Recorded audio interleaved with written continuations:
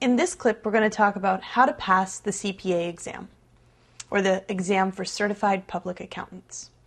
First, I'm going to tell you a little bit about the exam, and then I'll talk about some ways that you can help pass it. Just want to talk a little bit about the CPA exam right now.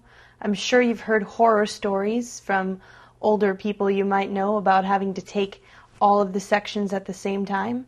That's really old school. Now the CPA exam is a computerized exam with 4 separate sections that you can take at any time separately, and you can take one at a time. You do not have to take all 4 sections at the same time.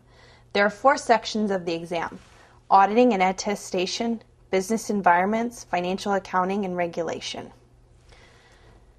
There is test taking available at your local test center the first 2 months of each quarter.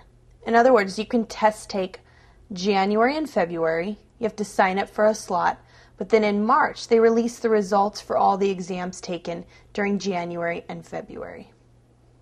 Next, we're going to talk about some tips for passing the CPA exam.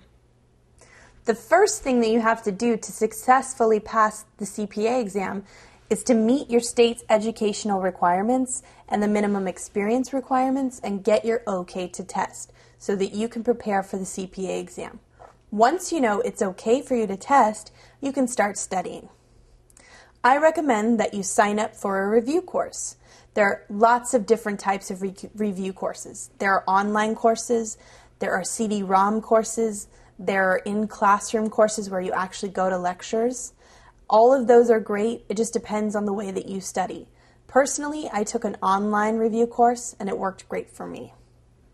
The third thing I recommend, and I recommend this very highly, is that you get a study partner or a study group.